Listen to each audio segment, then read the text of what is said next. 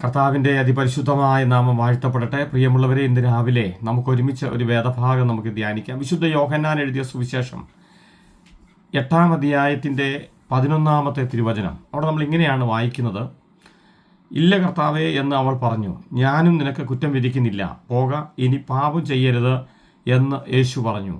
നമുക്ക് സാഹചര്യം അറിയാം. യേശു കർത്താവിൻ്റെ അടുക്കൽ പാപിനിയായ ഒരു സ്ത്രീയെ, വ്യഭിചാരകർമ്മത്തിൽ പിടിക്കപ്പെട്ട ഒരു സ്ത്രീയെ യേശു കർത്താവിൻ്റെ അടുത്ത് കൊണ്ടുവന്ന് ഇങ്ങനെയുള്ളവരെ കല്ലെറിയണമെന്ന് ന്യായപ്രമാണം പറയുന്നു. യേശു കർത്താവ് എന്ത് പറയുന്നു എന്ന് ചോദിച്ചപ്പോൾ യേശു കർത്താവ് പറഞ്ഞു, കൊണ്ടുവന്ന ജനത്തോട് കർത്താവ് പറഞ്ഞു, നിങ്ങളിൽ പാവമില്ലാത്തവൻ ആദ്യം കല്ലെറിയട്ടെ എന്ന് പറഞ്ഞപ്പോൾ അത് കേട്ട എല്ലാ പ്രിയപ്പെട്ടവരും, ചെറിയ ആൾക്കാർ മുതൽ വലിയ ആൾക്കാർ വരെ എല്ലാവരും കല്ലെറിയാതെ ഇട്ടേച്ചു പോകാനിടയായി തീർന്നു. അതിനുശേഷം യേശു കർത്താവും ആ സ്ത്രീയും ഒറ്റയ്ക്കായപ്പോൾ യേശു കർത്താവ് സ്ത്രീയോട് ചോദിച്ചതാണ്, ആരും നിന്നെ കല്ലെറിഞ്ഞില്ലേ എന്ന് ചോദിച്ചപ്പോൾ യേശു കർത്താവ് എന്നോട് പറയുക, ആരും എന്നെ കല്ലെറിഞ്ഞില്ല. യേശു കർത്താവ് പറയുന്നു, ഞാനും നിന്നെ കുറ്റം വിധിക്കുന്നില്ല. പ്രിയമുള്ളവരെ, യേശു കർത്താവ് ഭൂമിയിലേക്ക് വന്നത് മനുഷ്യനെ കുറ്റപ്പെടുത്താനല്ല, കുറ്റം വിധിക്കാനല്ല. യേശു കർത്താവ് ഭൂമിയിലേക്ക് വന്നത് പാപികളെ രക്ഷിക്കാനാണ് വന്നിരിക്കുന്നത്.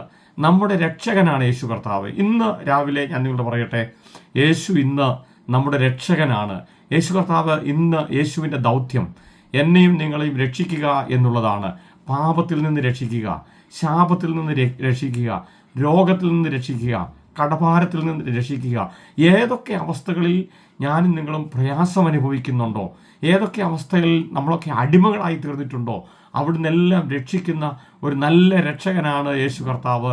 അതുകൊണ്ട് യേശു കർത്താവ് പറയുക, ഞാനും നിന്നെ വിധിക്കുന്നില്ല, ഞാനും നിന്നെ കല്ലെറിയുന്നില്ല. യേശു കർത്താവിന് നമ്മളെ കുറ്റപ്പെടുത്താനോ നമ്മളെ കല്ലെറിയാനോ നമ്മളെ വേദനിപ്പിക്കാനോ യേശുവിന് ഇഷ്ടമില്ല.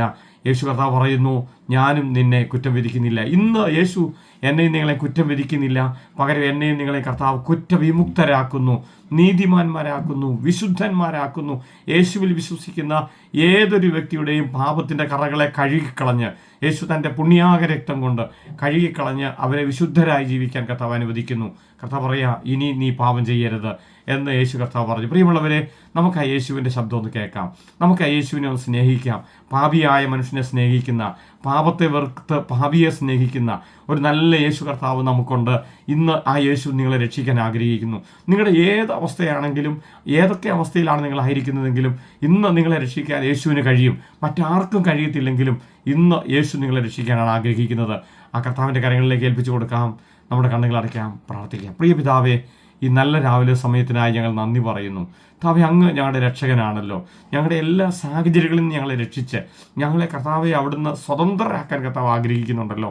കർത്താവെ, ഞങ്ങൾ അതിനുവേണ്ടി ആഗ്രഹിക്കുന്നു, ഞങ്ങളത് കർത്താവിൽ ആശ്രയിക്കുന്നു. കർത്താവ് ഞങ്ങളെ സ്വതന്ത്രമാക്കുന്നതുകൊണ്ട് ഞങ്ങൾ നന്ദി പറയുന്നു.